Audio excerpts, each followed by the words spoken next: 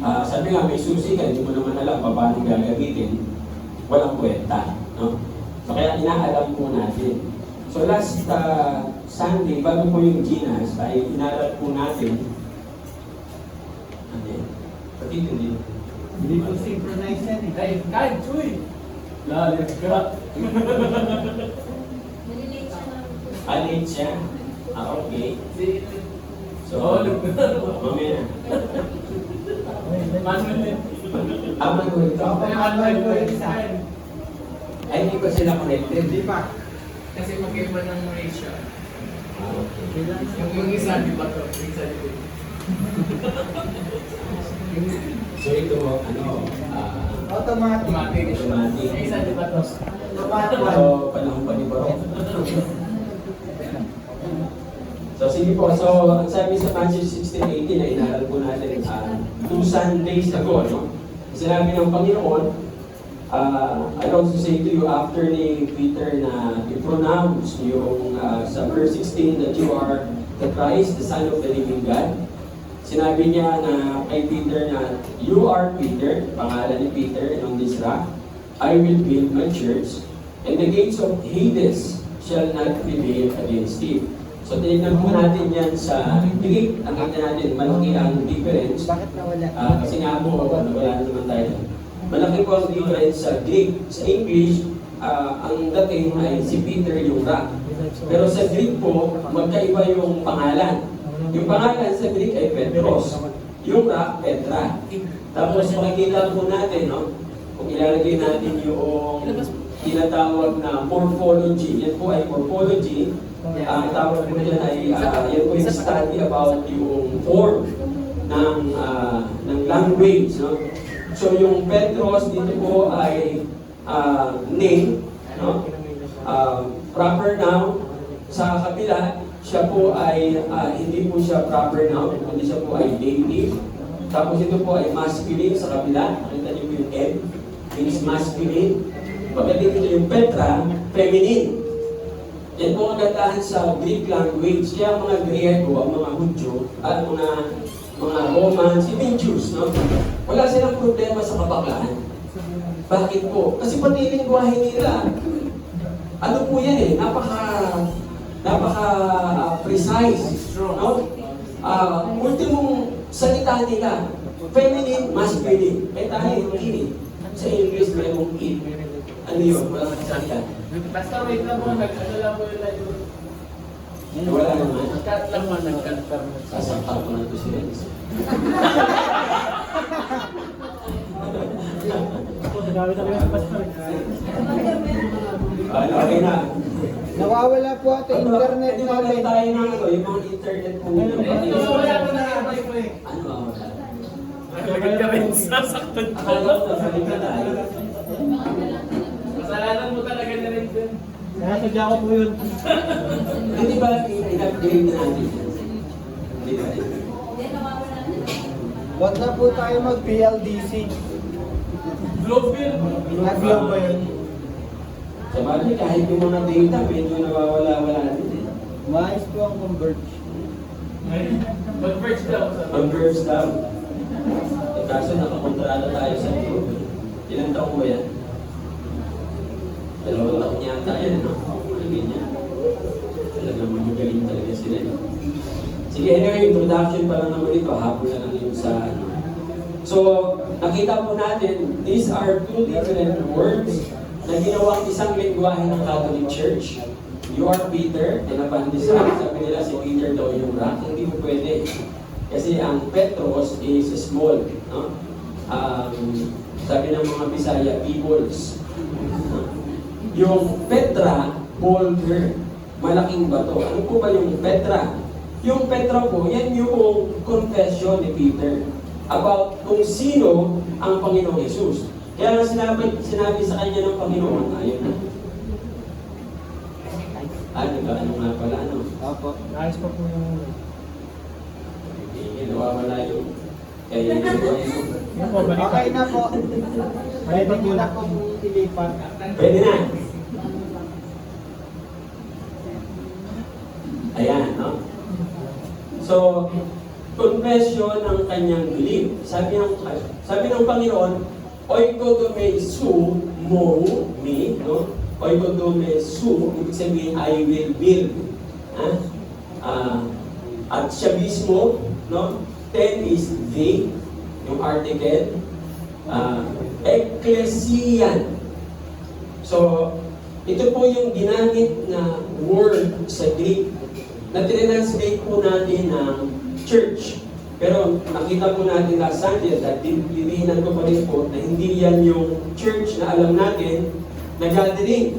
Pag nag-gather tayo, tinatawag na ecclesia. May mga nag-translate from Greek na sinabi nila ang ecclesia ay gathering. Tinawag, no? Pero hindi po totoo yun kasi yung word na ek is out. So, ang natitira, klesian. Ang root word po ng klesian is kaleo. Ang kaleo, ibig sabihin, called. So, you are called out of. Ganun po ang translation. Hindi natin pwedeng i-translate ng literal. Kasi iba po ang pagkakasulat ng Greek kaysa po sa English. May mga pastor na pinagpipilitan pa rin po nila si Peter yung Petra.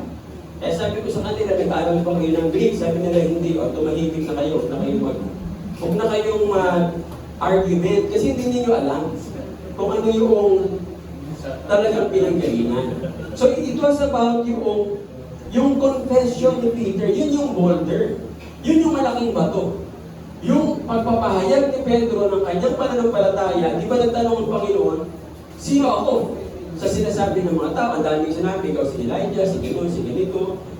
Biglang tayo si Peter, you are the Christ, the Son of the living God. Sabi ng Panginoon, hindi ka nag-arrive dyan. Sabi ng Panginoon sa verse 17, you did not arrive in that conclusion on your own.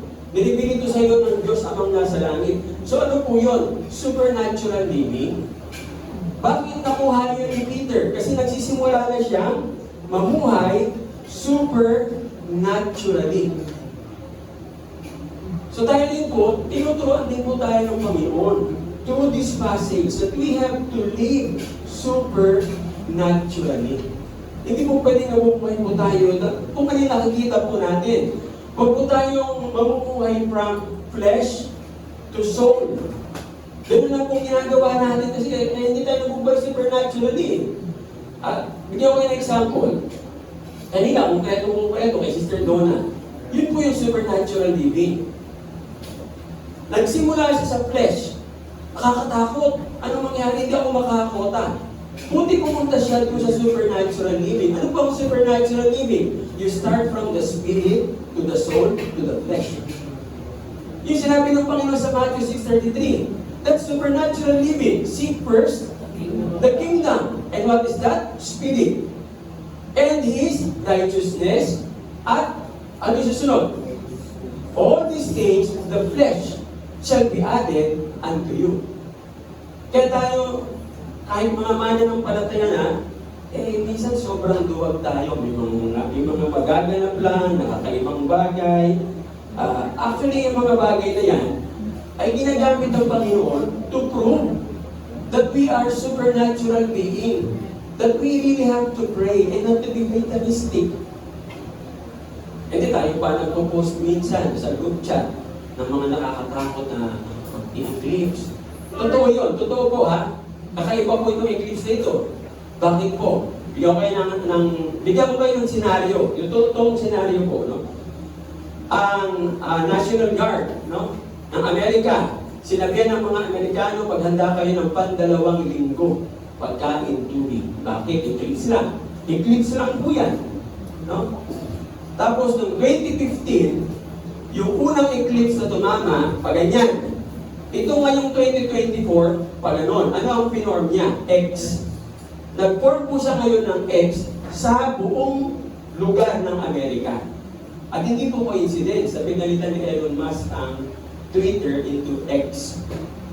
It's not a coincidence. At hindi rin po coincidence, mga kapatid, na yung CERN will operate on April 8. Anong gagawin mo nila? Full blast. Pagaganahin ng CERN para magkulay na po. Sinasabi nila, no? Hindi po natin ito nakikita sa balita. Wala kayong makikita dyan sa balita.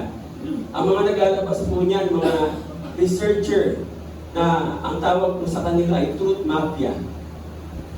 So, hindi coincidence na April 8 nila gagawin. Ano bang plano sa CERN? Hindi ko po kayo tinatakot, ha? Hindi po ito takutan. Pinapalakas ko ang inyong spirito na mamuhay tayo supernaturally. Pagka nag-collide yung mga particles na tinatawag dun sa Hadron Collider, pag sabog po niyan, ang lalabas yung tinatawag na God particle. Ano po ang God particle? Ang God particle, i-recreate nila yung Big Bang. Ano ang Big Bang? The God particle has the capacity to destroy and recreate. Coincidence? At hindi rin po coincidence that during eclipse, 3 rocket ang paliliparin ng Amerika, ng NASA. Ano ang pangalan? APEC. APEC, A-P-E-P. Yun yung acronym niya. Ano po ang APEC? Atmospheric Perturbation ba? Yung eclipse, no? Yung word na perturb is, ang ibig sabihin po, insanity sa utak. But the acronym APEC, mga kapatid, galing po sa Hebrew, na ang ibig sabihin po ay serpent. Coincidence? Coincidence po ba? Saan ang punteriya ng 3 rocket? Papunta po ng araw. Ano po ba si APEC? Bigyan ko kayo ng konting background. Si APEC is a god who is a serpent god na kinakalaban niya si Amun-Ra, the sun god. So, ito yung evil. So, pagka si sun god makain ni APEC, total eclipse sa buong mundo. At mangyayari po yung tinatawag na nangyari noon, Dark Ages. Na nagkaroon ng dilim, hindi sumisikat ang araw sa buong mundo. So, medyo mabigat, mga kapatid. Ano po? Is it a coincidence? Tandaan natin ang NASA, hawak yan ni Satanas. Yung mga pinapuntan nila ng buwan, ang pangalan, Apollo. Sino po si Apollo? Revelation chapter 9, Apollyon. That's Satan. No? At alam naman natin, totoo namang wala naman talaga nangyaring paglipad papunta sa buwan. Ito pa po ang isang matindi. Yung Hadron Collider, alam niyo po ba kung nasaan? Switzerland. Alam niyo po kung ano ang Switzerland sa Bible? Pergamum. Revelation chapter 2. And what is Pergamum? Ang sabi sa Revelation chapter 2, that is the seat of Satan. Is it a coincidence na doon nila nilagay yung CERN? Bakit po? Sapagkat si Apollyon, nandoon sa kalan, dyan po siya dinestroy ng Panginoon. When Pergamum was not yet Switzerland, lahat ng klase ng idolatry nandiyan dyan. Kaya nandiyan ang seat of Satan, and they killed Antipas. Binabasa po ninyo, di po ba? Naalala po ninyo, Revelation chapter 2. Lahat ng satanista, isa lang po ang kalaban. Namanampalataya si Antipas. Takot na takot silang lahat. Ano po ang ginawa nila? Dahil hindi kaya ni Satanas. Nalabanan si Antipas. Gumamit siya ng tao. Kinaibigan si Antipas. At yun ang pumatay sa kanya. Because Satan can't destroy him. And what the Lord did was, He destroyed Pergamum. Now, they're back. CERN is in Pergamum. Revelation chapter 9. Fast forward tayo ng konti. Ano gagawin sa last days? The key of the bottomless pit. Hindi po sa bahay ni Brother Peter. The bottomless pit, yung angel, bababa, bubuksan. You know this, sir? This could be a probability na mabubukas ng bottomless pit. Pag nakalabas si Satanas, fulfillment po ng Revelation chapter 6. Ano po ang Revelation chapter 6? Mga evil spirits, pakikita po natin dyan. Pwede nilang galawin ng mga tao. And it is not also a coincidence, brothers and sisters in Christ. That's why I'm praying. And the Lord has revealed to me na tayo po ay magpatuloy sa BMR, hindi BMR na offline. Because that is our covenant with God. And the Lord told me, be faithful with your covenant. Sabi ko, Lord, ano ba ang covenant namin as a church? Wala po akong maalala. And then He bring me back to Ezekiel chapter 33 na pag hindi mo sinabi yan, their blood will be upon you. Lord, ano po ba? And then, yun. Biglang nag-message si Sister Raisa. Magbabasa po ako offline. Boom! Sumabol po sa akin. Ako po, Panginoon, patawad. Ang covenant pala namin is online. Tapos nag-offline tayo lahat. Eh, hindi umakalinaw yung salita ng Diyos. Hindi kailangan may mga ibang importante yung isa po na nagbabasa. So, lumilipad papunta sa area ang salita ng Diyos. Na pwedeng pumigil po ano man ang mangyayari bukas na hindi natin alam. Lahat po nagsasama-sama ngayon. It is not also a coincidence that April 8 is the month of Nisan. Ano po ang Nisan? Remember yung sinabi ng Panginoon. Ano ang sign ng last days? Sabi niya, no one knows the day and the hour. What is no one know in Hebrew? Feast of the Trumpet. Because the Feast of the Trumpet, no one knows the day and the hour. And the Feast of the Trumpet is not a coincidence that will fall tomorrow. April 8, 2024. Ito po ang isang mabigat, mga kapatid, na hindi ko kayo tinatao. Kaya ako po ito sinasabi, para huwag tayo masyadong alinin lang ng media, no? Na Google. Tandaan niyo si Google, sinungaling yan. Ha? Marami kayong hindi makikita kay Google. Hindi nyo mababasa kay Google yung mga sacrifices na ginawa during the high time. Alam niyo po ba ang April hanggang May ay high time sacrifices sa mga satanista? Yung April 8 is a preparation for the sacrifice. Kailan nangyari ang Boston Massacre, yung Boston bombing? April. Kailan nangyari yung Columbine shooting? April. Ano ang pinapatay? Mga bata. Bakit po? Because in their sacrifice, kailangan bata po ang papatayin. At gumagamit din si Satanas ng mga kunyaring mga pastor para lituhin din ang mga kabataan. Para yung mga kabataan sa halip na ang Diyos ang sasambahin yung pastor. Hindi na ang Panginoon. So we are now coming to the end of the age. Biblically speaking. Pwede ba natin pigilan? Supernatural living. We have the keys. Di po ba? Sabi ng Panginoon, binigay ko sa inyo ang susi. Yung sumunod po rito na passage, liwanag, no? Sabi ng Panginoon dyan, those who I will give, nilagay ko na po yung translation, soy, to you, the Cleidas. Cleidas. Cleie is king. Das is truly.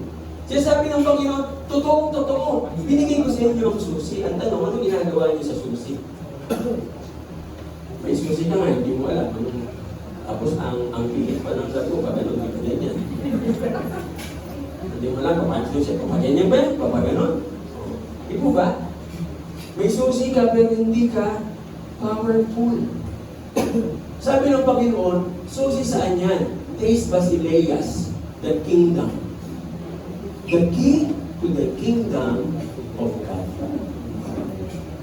Kasi sumunod na word is heaven, Uranus. Heaven is Uranus. No? Sa kalangitan. No? Actually, pag-a-analyze po ang Greek word at saka yung Latin, kung paano binigkas, malalaman nyo agad yun. Diba? Yung earth is gas. Yung heaven, Uranus. Sa pagbigkas pa na, alam nyo, sa kayo nakatingin. So, yung susi ng kaharian ng langit.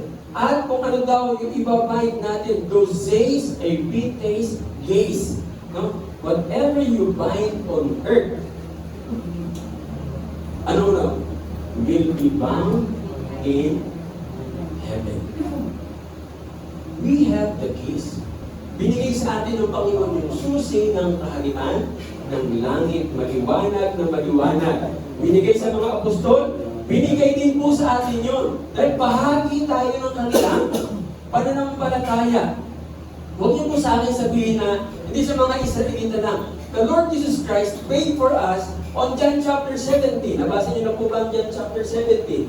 He prayed for the disciples. Tapos sabi niya, and I also pray, Father in heaven, for those you will give me that are not yet here.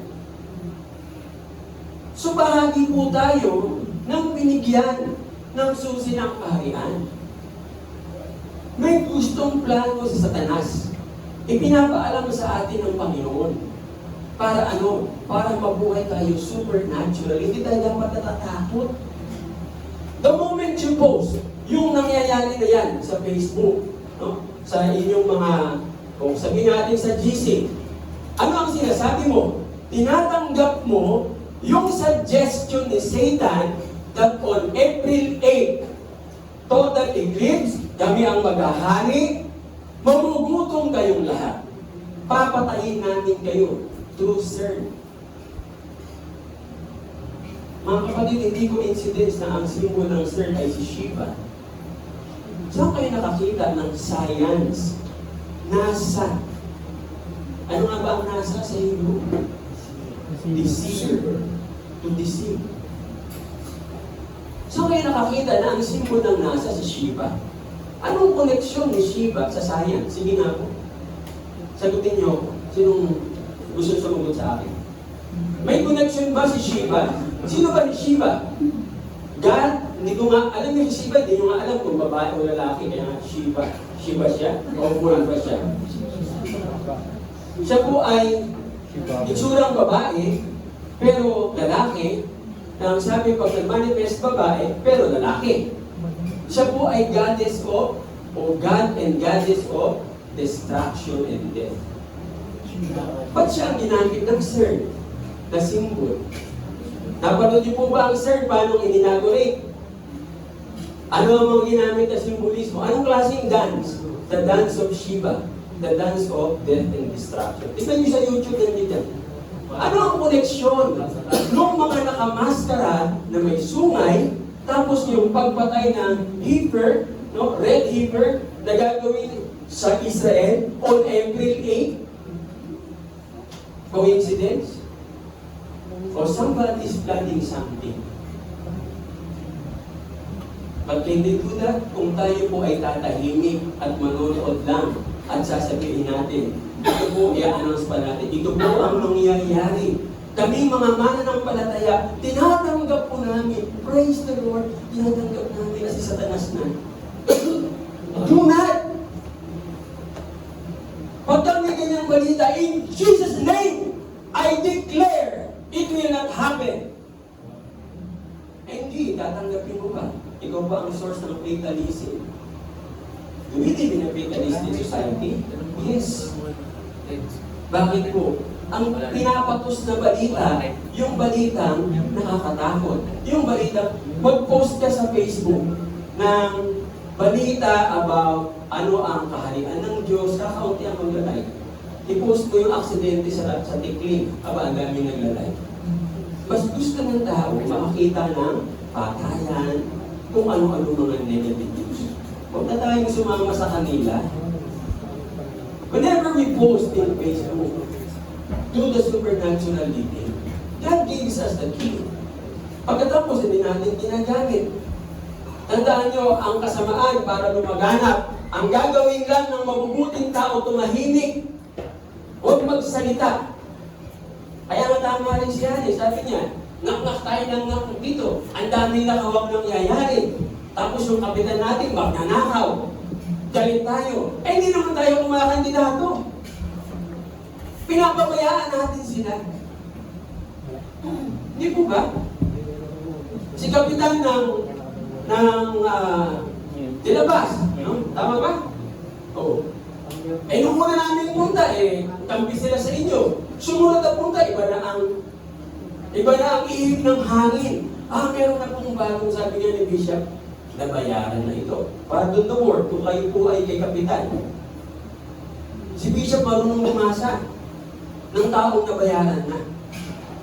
May bago na pong, imagine niyo, kayo ang nangangampanya. Sino ang kilala? Kayo tumakbo kayong Kapitan, labanan niyo si Kapitan, di po ba? Paano matigil ang kasamaan? Ay, si Brother BJ, pwedeng tumakbo yan. Yes! Ay, ang nangangampanya, sino ba? Sister Stella, si Brother G, yung mga kasamahan nila. Mayor Benito! Yung nangangampanya siya, para kay Brother BJ, at siya ang maging Kapitan. Ay, di po ba tatanungin si Inanis? Ay, kasi hindi. Ano po tayo? Fatalistic. Naku, ang hirap na. Baka patayin tayo. Mas mabuti nang mamatay ng lumalaban. Kaysa namatay ka, nabuhay ka, alipin ka. Ako mas gusto kong lumaban na mamamatay ako. Kaysa yung inaalipin ako. Habang buhay akong alipin. Ay napakahirap nun. Ang tawag po yun, katangahan. Hindi tayo ginawang tanga ng Panginoon. Tandaan niyo po yan mga kapatid. Do not be fatalistic. Whatever will happen on April 8, we can stop that. Do not announce in your Facebook. Yung Red Heifer po ay ginagawa po yan na sacrifice ng mga Hudyo, no? For whatever reasons na ginagawa nila, para sa kanilang high sacrifice po yan eh. No? Na para sa kanilang kasalanan. Kaya sabi nga ng mga researcher, may gagawin bang malaking kasalanan ang Hudyo? May ginagawa na sila ngayon. Anong kasalanan? Sa Gaza. Pumapatay sila sa Gaza Strip ng mga bata. Bumubomba ng mga lugar. Pag binubuksan po yung mga rabos, bata, baby, ang kukunin doon. So alam ng mga Hudyo, ito pong mga Hudyo ngayon, na nandiyan sa Israel, hindi po yan yung totoong Hudyo. Basahin niyo po sa Bible sa Revelation. Ang tawag po sa kanila ay Synagogue of Satan. The Jews that are not Jews. Sino-sino yan? Netanyahu, isa. Sino pa? Yung umimbento ng Facebook. Alam niyo bang Hudyo yan? That is not Jew? Yes. Yan yung apelido niya. Zuckerberg. Tandaan niyo ang mga apelidong Berg. Zuckerberg. Luxembourg. Hindenburg. Yan ay mga Jews na Jews. Sila po yung kasama ni Hitler para patayin yung mga totoong Hudyo. So are they doing something? Sila ba ay nag-ahanda para mawala yung kanilang, kasi based on their Jews that are not Jews faith, yun ang kanilang gagawin. Pero ang tanong, tatanggapin ba yun ng Panginoon? Never. But we have the keys, brothers and sisters in Christ. Can we stop that? Yes, 100%. Sabi ko nga sa Panginoon, ang prayer ko lagi, Lord, bigyan ko lang po ako ng 5 hanggang 10 na makakasabay kong manalangin sa madaling araw. Na mag-sisend sila sa akin ng message, praying hands. Ibig sabihin, nag-pray na sila. Panginoon, papaguhin namin ang mundo ito. Powerful pang prayer, that's one of the keys that God gave us. Prayer. But the question is, are we using that key? Do we tap into that source? O doon lang tayo sa level ng flesh? How would you know na isang pastor ay nasa level lang ng flesh? Na nagdikit ng church? Ano po? Paano niyo malalaman na ang pastor ay flesh lang, hindi spiritual? Tandaan nyo, number 1, ang daming bawal sa church. Bawal huminga, bawal kumilos, no? Pag ang worship service, bawal huminga. Kung 2 oras yung nag-preach, pagsakan na kayo. Bawal magpalpay. Basta ganyan, tandaan nyo, flesh yung pastor na yan. Hindi yan nag-ooperate from the Spirit. Ano bang sabi sa 2 Corinthians chapter 2, verse 17? Where the Spirit of the Lord is, there is freedom. Eh bakit papayag ka? Inaalupin ka ng Koreano. Di po ba? Ako galit ako sa Koreano. Galit na galit ako sa mga Koreano. Bakit po? Nag-aaral pa lang ako, binalanggihan ako ng mga Koreano pastor. Pupunta sa church ko, picture. Papadala nila sa Korea, tatanggap sila ng 2 milyon, bibigyan ako ng 10,000. Asan ang justice? Tapos kayo ng mga kabataan, kung tuwa kayo sa Koreano. Alam niyo ba kung anong ginawa ng Korea sa Pilipinas? Hindi mo alam eh. Sa Japanese war. Tuwa kayo sa mga Koreano. Sino yung pumapatay ng mga baby ng panahon ng Hapon? Hindi Hapon. Koreanong sundalo. Ihahagis yung bata sa ere. Tanungin niyo yung mga lola niyo. Pagtapos, sasaluhin ng bayoneta, magtatawanan pa sila. Ano man sa'yo? Ano man sa'yo? Tapos tuwa kayo sa mga Koreano. Shame on you. Ako naiiyak ako sa mga kabataan. Masyadong iniyodiyos ang mga Koreano. Kahiya-hiya kayo. Kahiya-hiya. Sila yung pumatay sa mga Pilipino, hindi ang mga Hapon. Ang mga Hapon, mababait yan ang sundalo. Disiplinado ang mga sundalo ng Hapon. Yung mga rapist, na mga sinasabi nila sundalo ng Hapon, Koreano yan. Lahat ang kawalang iyang nangyari sa Pilipinas, Koreano ang may gawa. Kaya galit ako sa Koreano. Dahil binastos na nila ako noon pa. Kaya every time na nakakalinig ako ng kabataan ay naalipin ng Koreano, sabi ko nga kay Bishop nilo, Bishop, puntahan natin isang araw yung lugar na yan. Palayasin natin sa Pilipinas yung mga Koreano na yan. Nasa Korea ka, nasa Pilipinas ka, tapos nag-aasal Koreano ka, hindi ito sa inyo. Lumayas kayo sa Pilipinas. Ipa-project po namin, malalayasin namin yung mga Koreano na sa lugar na yan. Dahil hindi tama. Pilipino ka, nasa bayan ka ng Pilipinas, tapos ikaw ang inaalipin. Dapat sila ang susunod dahil tayo ang may-ari ng Pilipinas, tayo ang pari ng Pilipinas, tayo ang hari sa Pilipinas. Huwag kayo nagpapaalipin. Pag nagpapaalipin tayo sa tayuhan, ang tawag sa atin? Ang tawag po sa atin ay EP. Alam niyo ko na yun? Tangang Pinoy. Oh, pardon the word. Bakit po? Bakit hindi ka tanga? Di ba? Ano meron sila na wala tayo? Kaya nga sila nandito eh. Ba't nagpupuntahan dito ang mga Koreano? Sige nga. Ba't nagpupuntahan ang mga Koreano dito? May nasaksak sila. Ha? Ay, maniwala kayo mga sinungaling yung mga yan. Una, na dahilan kaya sila nasa Pilipinas. Takot na takot sila sa nuclear war na pwedeng mangyayari sa Korea. Anytime, sila po ay pinagbabantaan ng presidente ng North Korea na bubombahin sila ng nuclear warheads. Kaya ginagawa nila, pinapadala dito yung mga kabataan nila, mamamatay man yung matatanda, at least may matitirang Koreano. May mga bahay dito, ang dami mga bata, ganyan kaliit. Koreano. That's the number one reason. Tapos, ano yung second phase na kanilang ginagawa? Conquer them. How? Through religion. Bakit? Ang hina ng Pinoy ay ganyan tayo kinonquer ng Spain, di po ba? Dumating yung Espanyol, dala-dala. Dito, Rosario. Sa kanan, espada. Napapakita yung Rosario, yung Pilipino na, pag yung ng Pilipino, tagpas ang ulo. Tapos, ang laban. Ito ang ginagawa ngayon ng mga Koreano. Nasa second phase na sila. Yung first phase tapos na, ang dami na pong Koreanong bata dito. Punta kayo ng Tagaytay. Yung dating 4 houses, puro Koreanong bata ang nakatira. Punta kayo dito sa dating lugar ni Brother Bear. Ano bang lugar yan? Capitol Hills. Ang daming bahay po dyan, puro Koreanong bata. Ayaw nga yung katabi nila. Pumunta kayo dyan, makikita nyo. Ha? Adi, pag may lalabas, talagang tinatago nila. Oo. Tapos ngayon, andito na po sila sa second phase. Ano yung second phase? Conquer the youth. Religion and actors and actresses. Kaya nalulungkot ang po ko kasi nakakahiya. Pilipino ka. Alam niyo po ba kung walang Pilipino, walang South Korea? Alam niyo brother yan. Alam niyo ni Brother Pete. Pilipino ang lumaban sa mga Inchik at mga Vietnamese. Ilang Pilipino lang po yun. I think 3,000 Filipino soldiers against 30,000 na sundalong Inchik ng mga baril. ang mga high-powered, ang baril ng Pilipino, pakbong, pagputok, sandali, ayusin natin. Ayan, Literal po, hindi ako nagpapatawa, literal gano'n ang baril ng Pilipino.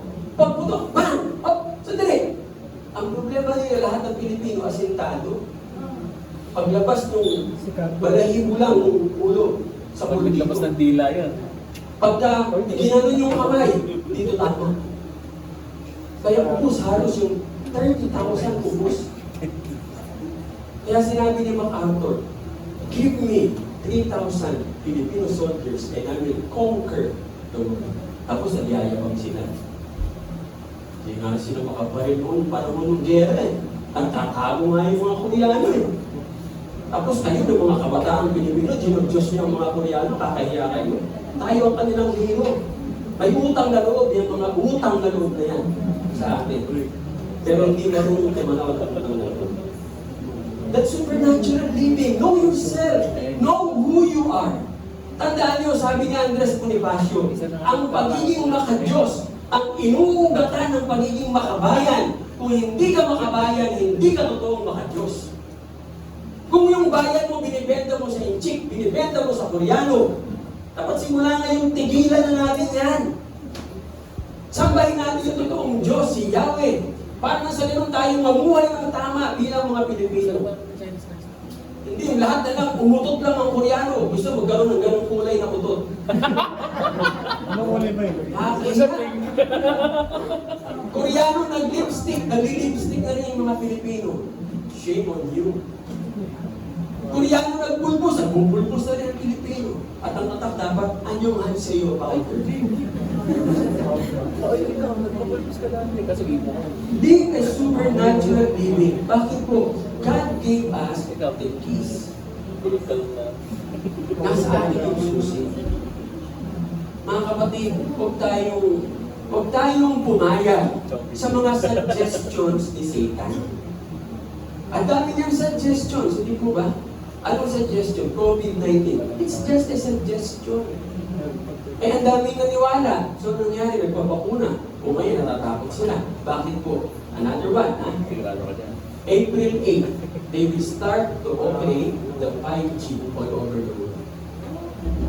Coincidence? Definitely, it's a coincidence. Lahat ng antena ng 5G, start po nila. Ang nakasaksak doon sa mga pinakunahan ay 5G na antena. So they can kill anyone at their own pace. May nagpakita natin anong mangyayari sa pindot ng pagsakin ng mga tao. 2025 pa po yan. Pero sisimulan na po nila bukas. Because April up to May is a high time sacrifice for Satanists. That's the high time sacrifice. Ang tanong, ano ba yan ang marami? Hindi. Why? Because they don't have knowledge. Anong inaasahan lang? Facebook? Ano ba? Google? Ano ba? Media? Nagsasabi ba sila ng totoo? Nakita nga natin, COVID-19, hindi sila nagsasabi ng totoo. Kaya dapat pupunta kayo doon sa mga totoong nagpukwento ng tamang narrative. Kahit na ang history natin, mali ang narrative. Ang nagpasabog sa Plaza Miranda, si Marcos, naniniwala kayo. Tanong niyo si Brother Pete yung nagpasabog. Kasama ka ba, Brother Pete? Ay, hindi naman. Imagine nyo, ang habang panahon, si Marcos ang sinisisi na ang may kasalanan, si Noy, si Joma. Pero naniwala tayo, bakit? Tinuro ng mga madre sa eskwelahan, sa mga Catholic school, yan ang tinuturo. Sigurado ko si Raven, yan ang alam, ang pasabog sa Plaza Miranda, sa mga libro nila, si Marcos. Totoo ba yun? Hindi. Hindi mo po pwede tabunan ang katotohanan. Lalabas at lalabas ang katotohanan. So we really have to know the secrets, mga kapatid. Dapat meron tayong tinatawag ng knowledge of the secrets. Bakit po? Kasi sabi nga, yung key to keys is not having keys, no? The key to keys is knowledge. Hosea 4:6. Ano sabi? My people perish for lack of knowledge. Tagalogin natin, ang aking bayan ay ano? Napapahamak, namamatay dahil sa kakulangan ng kaalaman. May susi ka, hindi mo alam. Ano po ba ito? Susi. Ano ba ang susi? Hindi ko nga po alam. Ang susi, ganito yan. Isaw-saw mo sa kape, tapos kainin mo. Kakainin mo naman kasi hindi mo alam. Diba? Kung na tayo ay may know-how. Mismo ang Panginoon nagsabi. Basahin natin. Luke 8:10a. 1, 2, 3, go. Kingdom of God has been given. Isa pa. The knowledge of the secrets of the kingdom of God has been given to you. Do you believe that? Amen. Bakit natatakot tayo sa intellect? Kung naniniwala tayo dito. May power ba sila? Meron kung wala tayong gagawin.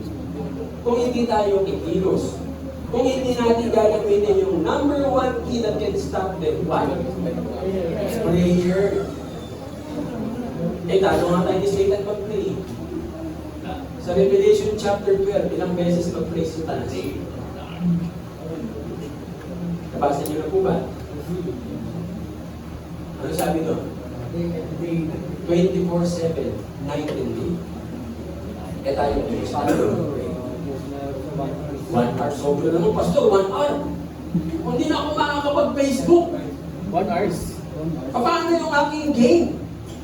1 hour. Pero pag may sakit ka, halos maghapon nag-pray ka. Humihingi ka ng tulong sa Diyos.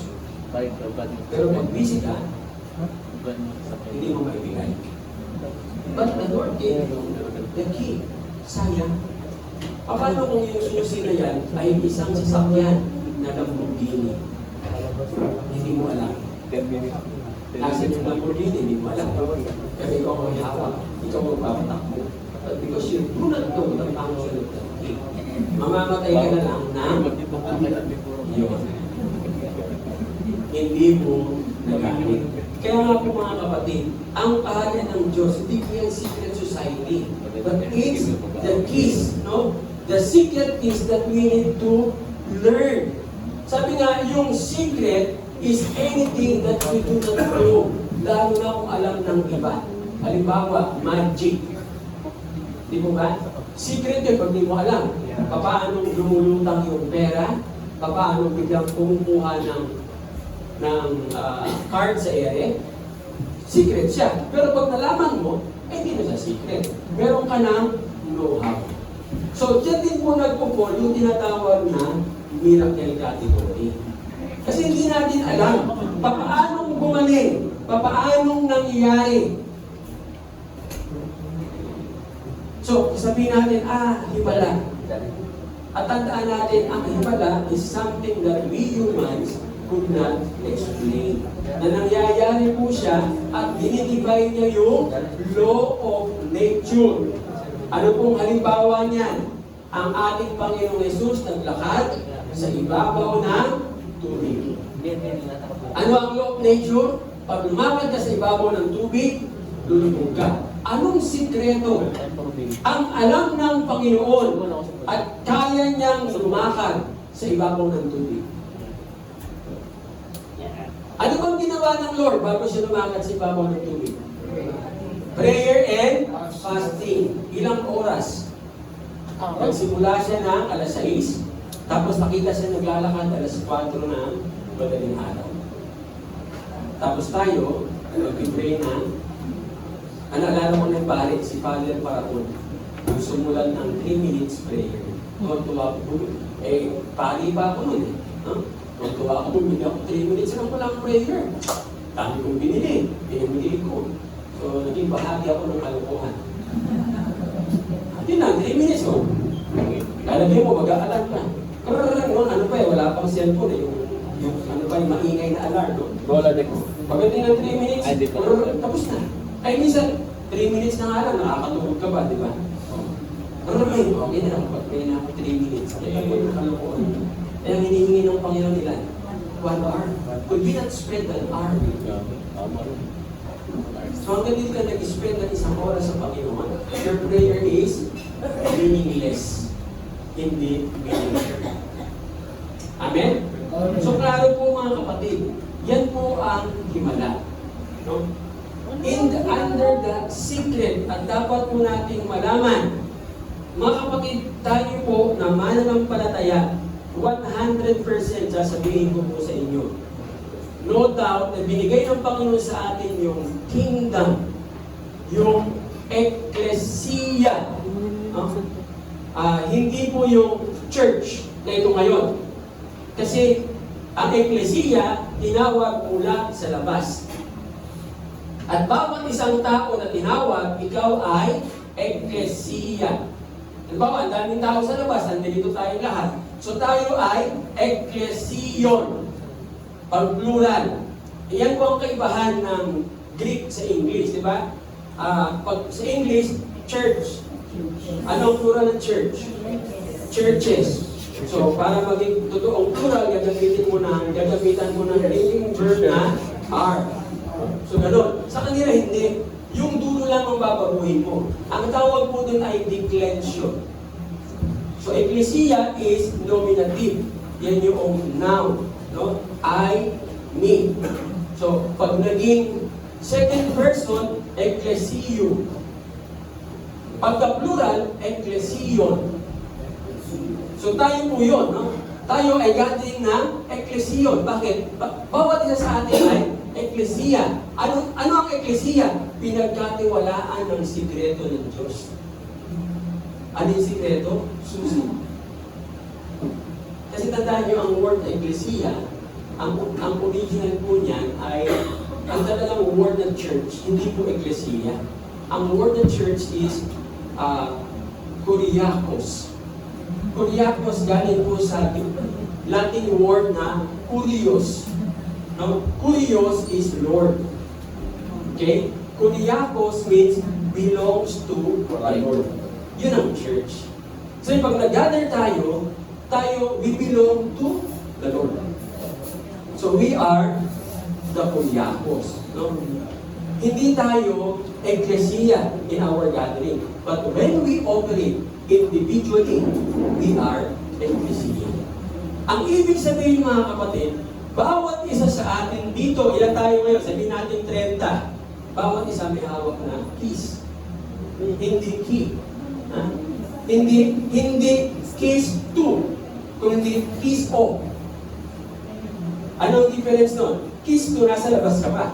Sususihan mo ba lang? Keys O, nandun ka na sa loob. Nasa kingdom ka na. Hawak mo na yung susi. Ikaw na ang bahala kung paano mong gagamitin. Yun yung binigay sa atin na ng Panginoon. But the question is, ginagamit niyo po ba? Kumusta? Yung mga nakagamit na ba? So far, nakita ko testimony kanina, si Sister Donna, yun, konkreto po yun. Using the key. No? Ano yun? The key of faith. Trusting God. At magtitiwala ako sa Panginoon. Pinanghawakan pa niya yung Matthew 6:33. That's one of the keys. Yung Word of God, because that is God's law. At siya ang nagsabi niya, nagsalita niya, hari, hindi niya pwedeng bawiin. He is a king. At natin Diyos ay hari. Bawat salita niya, batas. At kung sinabi niya, hanapin mo ang kaharian ng Diyos, kung unahin ang negosyo, unahin mo ako ang bahala sa iyo. Let it happen. And I do believe God, sino sa atin ito, ilan na nakakaranas. Amen? At ito pa ang isang mabigat na sinabi ng Panginoon. Ha? Napakatindi po niyan. John 14:12-14. Di ko alam kung binabasa niyo po yan, kung dinadaanan niyo lang, napakatinding po niyan. Sabi ng Panginoon, most assuredly, sino nagsalita? Si Jesus. First person, I say to you, he who believes in me, the works that I do, he will do also. Anong ginawa ng Panginoon? Buhay siya. Nagpagaling ng may sakit. Ano pa? Gumawa ng himala. What else? Bumuhay ng patay. Magagawa ba natin yun?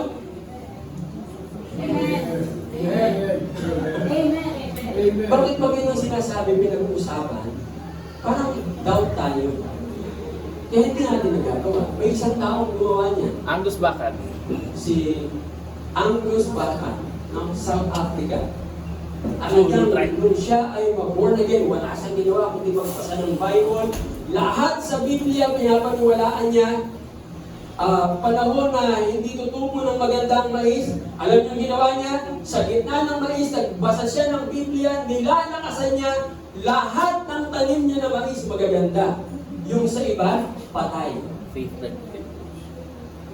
Faith like potato, panoorin niyo po yan. Napakatindi ng faith. Hindi panahon ng pagtatanim ng patatas. Nagtanim siya. Nananampalataya sa Panginoon. Alam niyo na harvest niya ng patatas? True to life po ito, nangyari po ito sa South Africa. Malalaki. Mas malalaki kaysa sa patatas na tinanim ng tag-ulan. Sabi ng Panginoon, maniwala ka lang sa Kanya. Hindi sa pastor, hindi sa church, hindi sa kung saan pa man, sa Panginoon. Kasi kung nandito tayo at ako lang ang bida, hindi ako lumayo sa tayong lahat dito. Wala tayong reason para pumunta dito. Kaya lang tayo nandito mga kapatid. Dahil lahat tayo sumasamba sa Panginoong Yesus. Amen? Amen. Walang bida dito kung hindi siya. At sabi niya, maniwala ka lang sa Kanya, Brother P. Magagawa mong mapapunta rito ang asawa mo. Yan sabi niya, Amen! Huwag pamilya na!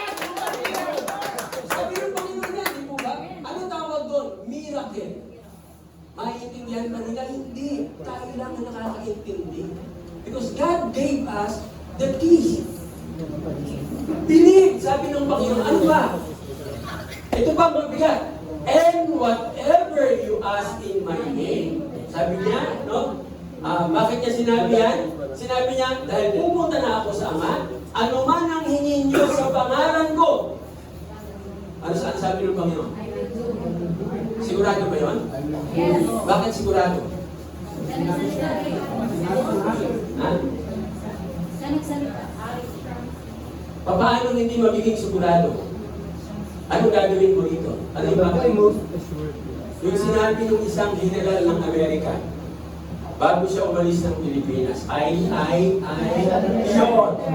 Pag kung sinabi ng Panginoon, I shall do, conditional. Kasi sabi ng baka pwede kong gawin. Pero ang sinabi niya, even in name, I will. Last will and testament. Okay? Ano yung kalooban niya? Sabi niya, gagawin niya. Para ano daw?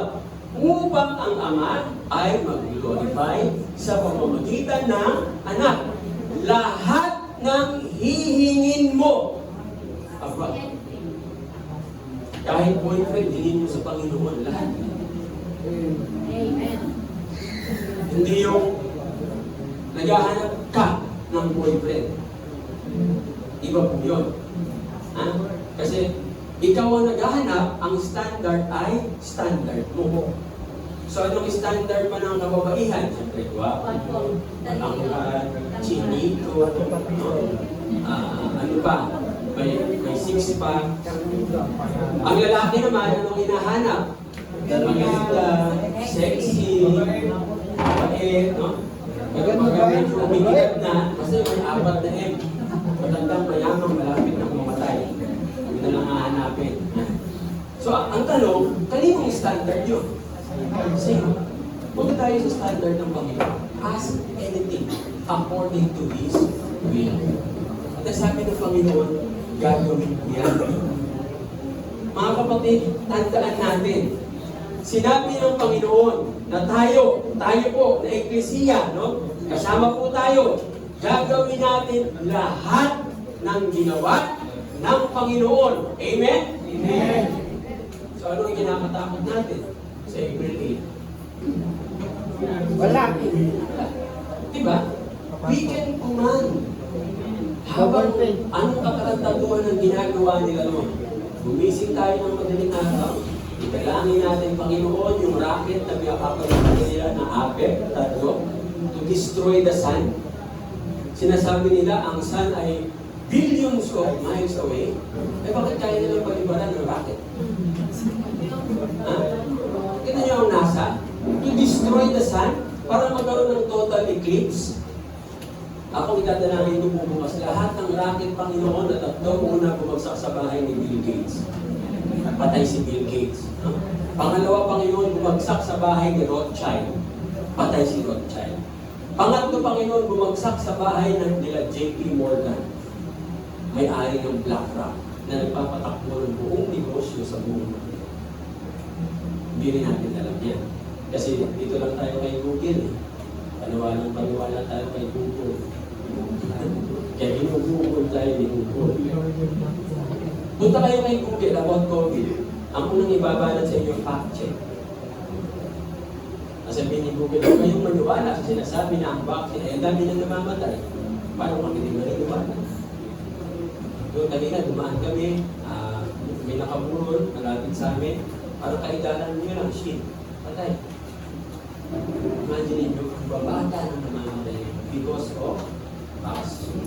Do not allow. Mga kapatid, ang banal na Espiritu Santo, binigay sa atin ang Panginoon. That's one of the keys. Meron tayo. Amen? And so we have the governance of the Holy Spirit that whenever we pray, He will guide us. Use that. Gamitin natin yung mga susi niya. Hindi lang isa ang binigay ng Panginoon. Diba sabi niya, I have given you the keys of the kingdom. Use it. Gamitin mo natin. Huwag natin pabayaan na mamayagpag si Satanas. Huwag natin tatanggapin yung mga balita. Kaya ko lang po binigay sa inyo to give you information on what to pray for and what to attack in your prayer. Mahirap kalabanin ang kalaban na hindi ninyo kilala. How are you going to defeat your enemy? Know them. Kilalanin niyo sila. Kaya alam ni Brother Peter. Aalamin mo anong baril nila, gaano kalakas, saan sila nandun, anong kahinaan nila. Kaya natalo ang Amerika sa Vietnam. Ano ba kahinaan ng mga Amerikano? Babae. Ano ba? Marijuana. O dinibiran sila ng sexing Vietnamese, may dalang marijuana. Bibigay sa mga sundalong kano, nagmamariwana yung mga kano, sinasayawan sila ng mga Vietnamese, kaya may pagsabog na sila, pasok yung mga Vietnamese, patay tapos. Know them. That's why knowledge is power. Knowledge for the kingdom. Amen? Amen. So, mag-inet po tayo dito, mahaba-haba po tayo, no? Kasi ba, tinapos ko ito, abutin tayo ng alas 3. Kulang talaga, kaya kahit sa Mindoro, parang kakarampot lang yung ibigay ko, kaya galit na galit yung mga pastor. Pinababalik pa ako, sabi ko, hindi, meron bang magsasalita? Sabi ko, babalik kami. Kaya sana pagbalik namin doon, meron kaming maisama from amongst you, na pwede mag-lecture. Yes, friends. Bawa, sabihin natin 2 days. Kami yung first day, kaya yung second day, uuwi na kami natin pa. Uy! Masarap na experience kaya yan. Makaranas ka na, nag-lecture ka, kinakabahan ka, makakauwi ka. Kamay na ako mag-drive bilang pastor. Imagine, iwari ako mag-Greg Dixon sa Cebu. Ang dala kong pera, pamamahay ng papunta doon. Tapos sinahanap ko siya, si Manong Greg, ay, umuwi na! Paano ako? Biyaya na ito, nakauwi ako dito. Sabi niya po mga kapatid, mag-start na po tayo mag-isip, kagaya na sa kanya ng Diyos, be mission-minded. At dito tayong lahat, tandaan nyo, lahat ng lecture na binibitawan ko po rito is for leadership. Mas advanced kayo. No. Hindi ito na ituturo ng ibang mga pastor. May mga nagtuturo ng kingdom pero hindi po ganito. Ang laki po ng diferensya. Alam niyo si Brother Pete kung paano Alam. yung mga pastor kung nakakapakinig ng lecture na tinuturo ko dito, umanangan. Umalis ako talaga sila. First time nilang pero advanced kayo. Nandito na po tayo sa concept of the peace na kingdom. Sila, ini-introduce ko pa lang ang kingdom. Wala silang alam. Kaya sabi nung isang pulis na major doon, Pastor, gusto ko pang matuto patungkol sa kanya ng Diyos. Wow! Ano? So, pag-ready Ay, mag-lecture. Kung sabihin sa akin na, Pastor, bata pa ako, di ako kung pwede. Ilan taon si Timothy nung maging pastor? Ha? 12? Anong edad? 20. Kasing edad ni God. Uy! teens. Kaya nga, ang sabi ni Paul, huwag mong payagan na idadaw ka dahil bata ka. Kasi anong age ba dapat? 30. Eh, ang bata-bata pa niya, magpapastor ka. Yun yung sinasabi, pinakutusan ka lang bumili ng suka ng nanay mo, pastor ka na dito sa Thessalonia. Well, hindi ko pwede yan. Kaya dami na, di ba, dami nagkaano sa kanya. Pero sabi ng ni Paul sa kanya, hawak mo yung susi. Sila, wala silang mga susing hawak. I-operate mo, diktado sila lahat. The keys of the kingdom of God. Amen? So be prepared, mga kapatid. Marami pong seminar na nangyayari. Caloocan, isa. Mindoro, babalik. May Davao, Naga. Ay, hindi namin kayang lahat. Surigao, no? Hong Kong. Imagine nyo sa Surigao, ha? Bigyan ko kayo ng background. Yung meeting namin kay Colonel Noel Stanislao, may isang umaten.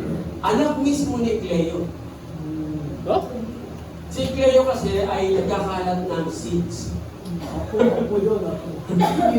O anak nung anak pa ni Cleo. Ay, Cleo siya. O, ngayon, nahati na pala ang PBMI ba? PBMA, no? Nahati na sila sa 4. Kasi, naintindihan ko na mali pala yung pinapakalat ng media. Pinapakalat ng media, kiniklaim ni Cleo na Diyos siya, hindi pala. Never palang nag-claim, never po nag-claim si Papa. Eh ano ang claim? Ang PBMA pala ay asosasyon ng mga missionary na Pilipino. Sabi niya, kami po, meron kami Agripayan, may missionerong born again, may missionerong Katoliko. So, nagsama-sama sila para i-evangelize yung dinagat. Yun ang po ang pinaka-main purpose po nila. Nung mamatay si Cleo Senior, yung pumalit si Junior, ginawang Diyos yung tatay niya. Doon na nag-aaway-away. Kaya nahati sila. Yung isa sa faction, siya ang may hawak. Purihin ang Panginoon. Bakit po? Open siya sa kingdom of God. Sabi ni Bishop sa kanya, ayusin mo yung grupo mo ha? Opo. Sabi niya, pupunta kami doon. Tutulong kami ng kingdom sa Dinagat Island. Oh, saan yun? Saan yun? Kasi Pilipinas pa rin po. Siyempre, ako pa rin mag-drive. Ngayon, paliparin ko na yung sasakyan papuntang Dinagat. So imagine nyo, ang daming puno ng grupo na yun. Gagamitin tayo ng Panginoon. Preach the gospel of the kingdom. Alam nyo nung makita ko, nung sabihin ni Bishop, yung idea kaagad sa utak ko, boom! Ang lamay agad. Panginoon, madaming ko pwedeng gawin doon. Ito ba ang magandaan? Taga-posto? Taga-posto. Nandun doon. Mukhang alalay na yata ni... Nakatabi ng Surigao. Custom commander siya sa Surigao, tsaka sa Tandang. Brother Peter, kung kami kakalimutan, ha? Marami kami mag-pray, Brother Peter, para sa iyo. Ayaw. Kailangan kasi pati si Bishop kasama doon. Hindi siya mahawak ng spiritual ng posto. Gagawin yun. So, purihin po ang Panginoon. Let's use the keys. Yung ginawa po natin ngayon, introduction pa lang. Natamay po kasi ako ng ano. Pero, okay naman po, di ba ba? Informative. And all of us now have the opportunity to pray. What are we going to pray for? So, alam na natin ngayon. Ikaw an example. Yung CERN, December 2010, I think, Isaiah, tama ba? Kasi mula kung malaman ng CERN, hindi yan pinag-uusapan eh. Nung una kung malaman niya, sinerch ko na, parang ano ba itong CERN na? At nakita ko na kung may pinagkaan silang hindi maganda. So December 2010, doon nila ipupull blast yung operation. Habang lahat ng tao ay nagse-celebrate ng Christmas, December 25, 2010. Nagse-celebrate tayo ng Christmas, si Isaiah hindi makatulog sa gym. Ako nasa bahay. Bakit? On 12 midnight ng December 2010, alam ko 2010 yan. 2012 ba yan? Anyway. Kasi ang kanilang yung Hadron Collider at 12 midnight, pagsasalubungin nila yung mga particles. Tapos lalabas yung God particle. At pwedeng yun na, tapos na yung mundo. Si Isaiah takot na takot. Nakagalang pupunta sa sir. Comment niya, pupunta sa bahay, Daddy, malapit na, ano, Daddy? Sabi ko, kung ipapahintulot ng Diyos, wala tayong magagawa. Kung gusto ng Diyos na tapos tayo, matitigas din ang mga ulo ng mga tao, wala tayong magagawa. End of the world na.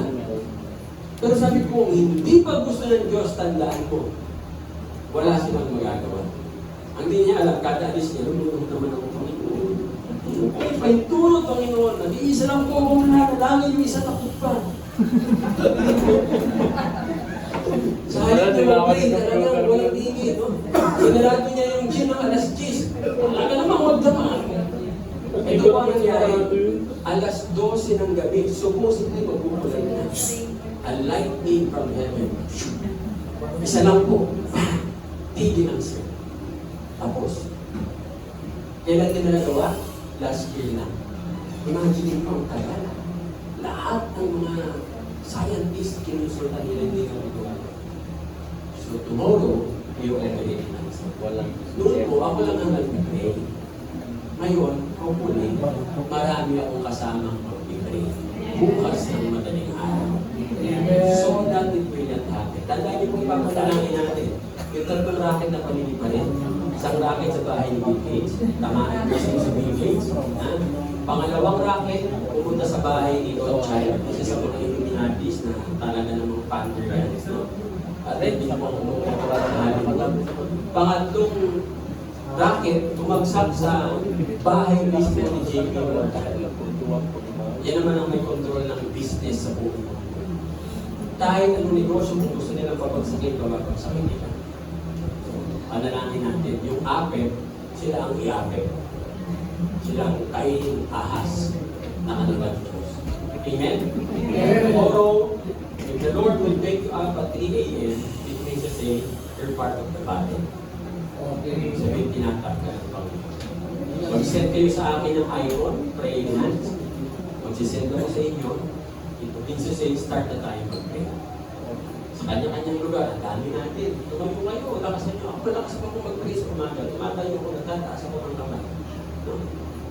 Minsan may dadaan yung sa harap, nakikita. Kaya siguro dito mahalin magnanakaw sa bahay. Kasi nakatayo ako, Panginoon.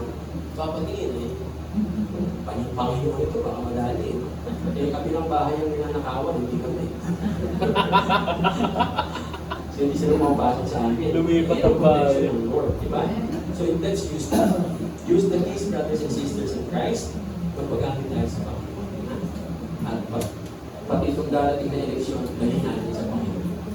Tayo ang may kapangyarihan. Huwag tayong pumayag na tayo ay tao-tauhan lang sa bansang ito. Maliwanag, sino ang may kapangyarihan? Sino ang may kapangyarihan? Sino ang may kapangyarihan? Sino ang may kapangyarihan? Sino ang may kapangyarihan? Sa pangalan ni Jesus, tayo buhat ng langit, dakilang Diyos, aming amang makapangyarihan sa lahat. Kami po ay nagsusumamo at nagpapasalamat sa inyong pagkilos sa aming kalagitnaan. Yahweh, ikaw ang Diyos na makapangyarihan. Ikaw ang hari. Sa pangalan ni Jesus, amin kiniklaim, Ama, in the name of Jesus, that tomorrow will be a peaceful day. At bukas, Panginoon, anuman ang iniisip ng mga tao sa Amerika, ng mga Illuminatis, Kabbalists, and Knights of the Templar, Father in heaven, it will not happen. Sapagkat kami po ang papakinggan. Destroy them all in the mighty name of Jesus, so that the whole world will be a place for people who wants to live peacefully under your kingdom. Pinupili po namin kayo, Panginoon. Ito po ang aming samod dalangin sa pangalan ni Jesus. Amen. Amen. Dako po tayo sa opinion.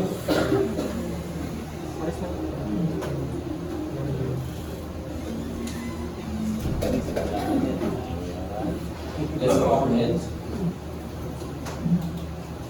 Panginoon, salamat po sa mga communion elements na nandito sa aming harapan. Nagpapatunay na hindi niyo po kami iniwanan kung walang alaala. Ito po ang isa sa napakatiting alaalang iniwan mo, Panginoon, na sumisimbolo ng inyong pagkamatay at muling pagkabuhay at sumisimbolo ng kami na naging mga mamamayan ng iyong kaharian ay may kaligtasan na nagmumula po sa inyo. Pabanalagin niyo po ito, Panginoon, at gamitin niyo po ng kagalingan, hindi lang ng aming katawang lupa, at much more, Panginoon, ng aming Espiritu. Ito po ang aming dalangin sa pangalan ni Jesus. Amen.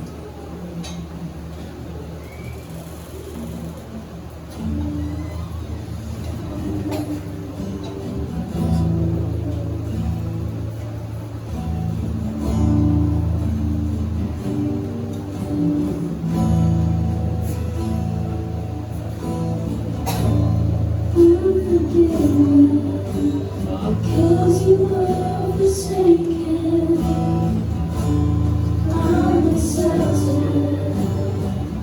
You were condemned.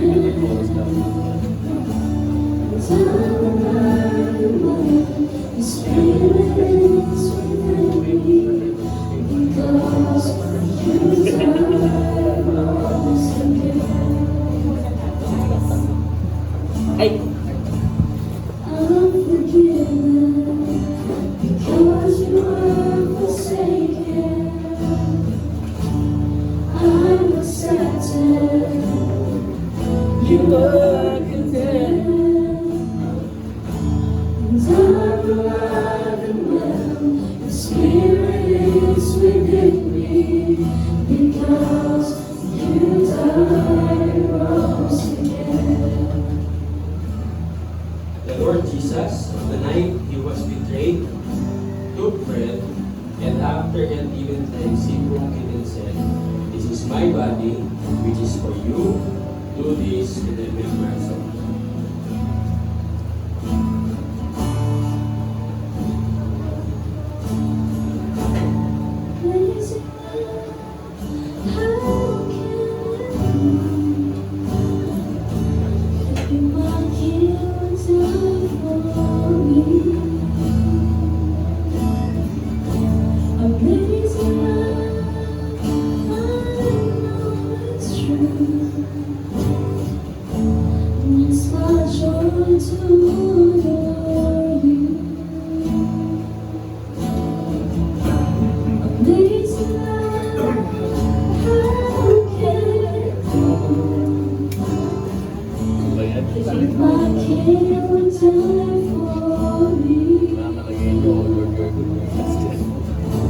Amazing love, I know it's true. It's my joy to honor you in all I do. I honor you.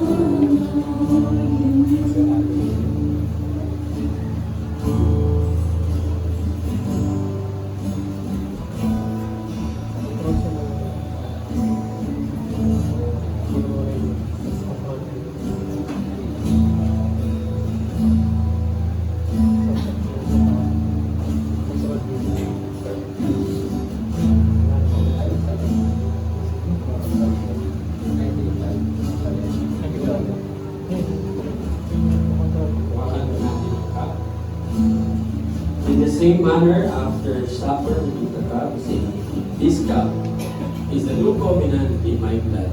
Do this whenever you drink it in remembrance of me." For whenever you eat this bread and drink this cup, you proclaim the Lord's death. Talagang natutuwa mag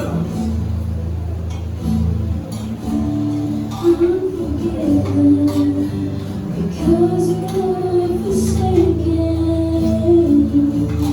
I'm accepted. You were condemned, and I'm alive and well. The Spirit is within me because you died and rose again.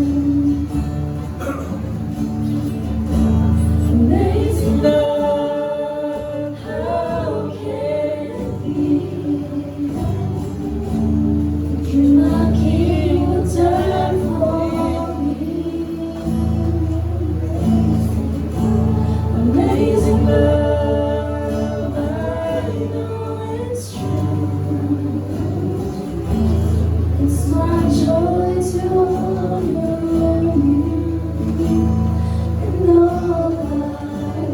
Ay, okay. I love you. I honor you and all I do. I honor you Na-converse ko na. and all I do.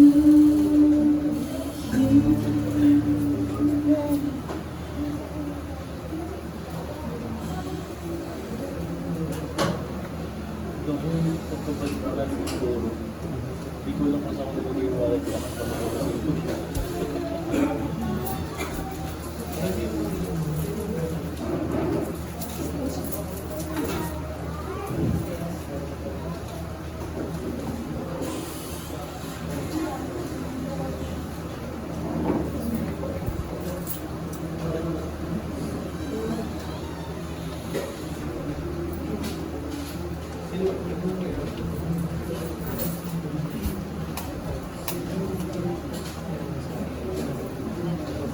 Michael. Praise the Lord, napakabuti ng Lord. Very amazing po yung message na pinagalit sa atin ng Panginoon through Bishop Ed. Napakabuti po talaga ng Panginoon. Nile-level up niya po lagi yung ating faith. Thank you, Lord. So, let's go to our tithes and offering. The question po is, ang tithes po ba ay suggestion lang? Is tithe just a suggestion? I don't think so. Ito po ay utos ng Panginoon na tayo po ay china-challenge niya. Madalas po natin marinig sa Malachi 3:8-10, pero ulitin ko lang po, ang sabi po dito, do we love God? Will a man rob God? Yet you have robbed me. Bigat po ano. But you say, in what way have we robbed you? In tithes and offerings. You are cursed with a curse, for you have robbed me. Even this whole nation, bring the whole tithes into the storehouse, that there may be food in my house. And try me on this. Ina-challenge din po tayo ng Lord. Says the Lord of hosts, if I will not open for you the windows of heaven and pour out for you such blessing that there will be not room enough to receive you. We have witnessed, marami po sa atin kapatinan, talagang binibless tayo ng Panginoon. Binibless tayo ng Lord, hindi para sa sarili lang po natin. So we can be a blessing to others. Inulit po ni Bishop kanina, let us operate and live our lives supernaturally. Sama na po natin yung ating tithes and offering. Let us offer, let us give God supernaturally because our God is our source. Wala nang tayong pag-aari, kasalanan lang. Sa Lord din lahat yun. So, tinetest lang ng Lord yung ating heart kung ba tayo magbibigay. And napakabuti ng Panginoon, even sa tithes and offering po ay binibless natin po. So, tayo po yung mananapin. Panginoon, dakilang Diyos, kami nagpapasalamat sa iyo sa lahat-lahat po ng ginagawa mo sa amin. Salamat, Lord, sa mensahe mo ngayong araw na ito. Salamat din, Panginoon, sa blessings patuloy na pinagkakalit sa bawat isa, especially, Lord, sa financial blessing. Turuan mo kami patuloy, Panginoon, mula sa aming mga puso na kami ay magbibigay dahil mahal ka namin, Panginoon. Dahil inutos mo ito, Panginoon, at magbibigay kami, Panginoon, dahil para po yung gawain mo, yung pagpapalaganap ng gospel of the kingdom of God ay lalong lumaganap. Salamat, Lord, sa opportunity na ito na pinagkakaroon sa PMCC. Nabibigyan mo kami pagkakataon na humayo, Panginoon. At tulungan mo rin kami, Lord, na believers, bawat lahat mula bata hanggang sa mga. Salamat, Panginoon, kaya ang papulit ka lang na binabalik namin sa iyo sa tanging pangalan ng ang Panginoon sa Kristo. Amen.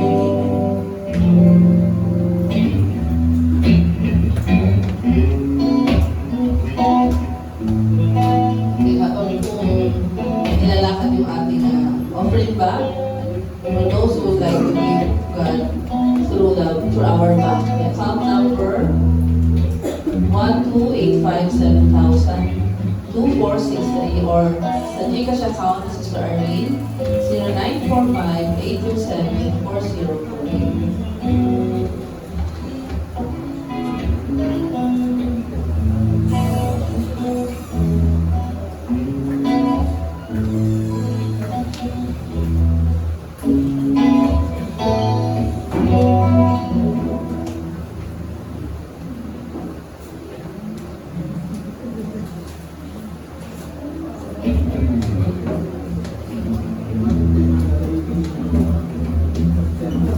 Nakapag po tayo sa ating announcement. Every Sunday, yung ating worship service ay sa oras na 9:30 ng umaga. salamat sa Lord, maaga tayo nakakarating sa ating worship hall. Next Sunday will be Slates. ano daw po, dalawa, Cavite, praise the Lord. Ikulong damong talaga.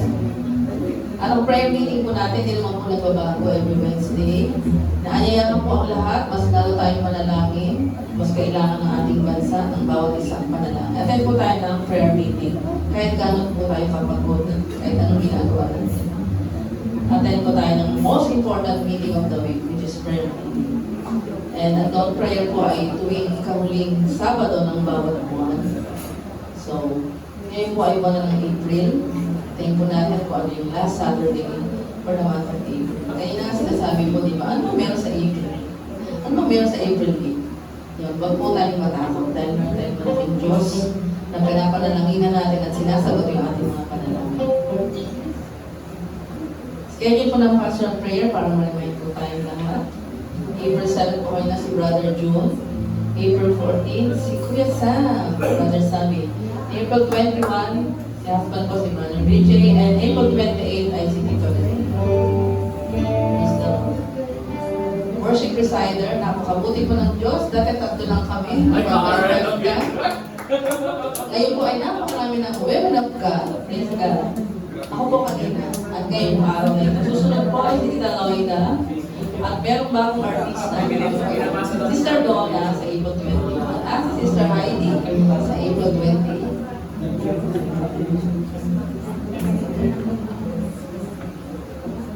Yes, ang ating VMR, I know it's already season 188. Kami talaga si Renz, mali na naman. Ako correct natin, Kuya Rex. Season 188 na po tayo sa ating VMR. Katulad po ng paalala ni Bishop kanina, online po tayong lahat. At kung hindi po makakap-online, early on, maganda po tayo na papalit sa atin. Dahil ang salita ng Diyos ay dapat ay umaalingaw-ngaw, hindi mga values. Dapat umaalingaw-ngaw, kundi ang salita ng Panginoon. So, meron po tayong key binigay sa atin ng Lord. At ngayon ay panibagong buwan, month of April. Of course, ang happy birthday po. And napakagandang si Sister Claire. April, happy birthday, Sister Claire. At isang napakagandang babae din na muling magsasalamat ang kanyang birthday. Sana ako, dalawang birthday. Sister Arnaz, April 19. Dalawa na si Bars. Meron po may April na birthday, hindi na tatapos.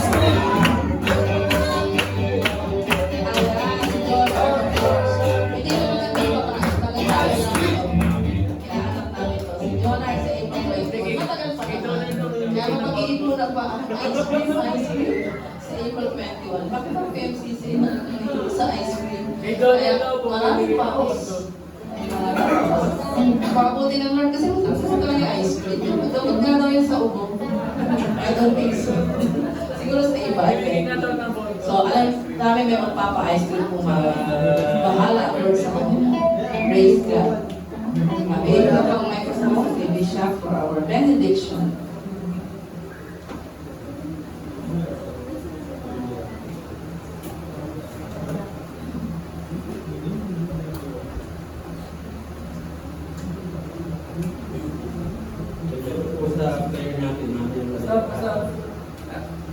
Dagdag po natin yung si Brother Pino, si Colonel Stanislao, ay i-allow na po ng Lord para yung host ko na tapos yung misis niya, makakay na dito. Pray natin lang natin sa prayer ko next Sunday. Kasama niya si Misis. Walang posible sa Panginoon. Kasi ito, pwede lang. O kasama na natin. Yan na. Diba? Prayer po yan. Kung kayo ng panalangin. Kaya natin is impossible. Sige mo, tayo mo tayong lahat.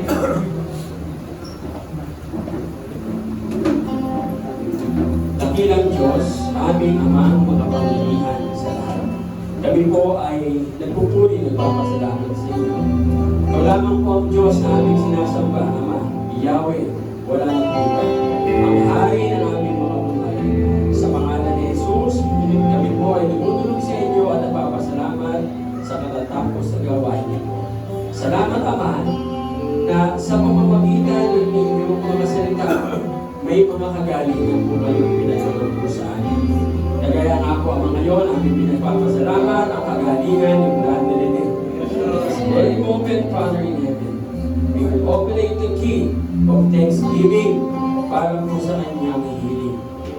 our Lord, magaling na po si Brother Ed sa pangalan ni Jesus. Purihin po kayo, aming Ama. Kayo lamang po ang Diyos na dapat napapurihan sa lahat ng mga bagay na magaganap sa aming buhay. Di malaman o kagalingan man, sa iyo lamang namin ibinabalik, Panginoon. Pagpalain niyo po ang bawat isa. May the Lord bless you and keep you. May the Lord make His face to shine upon you and be gracious to you. And may the Lord lift up His countenance upon you and give you peace now and forevermore. Amen.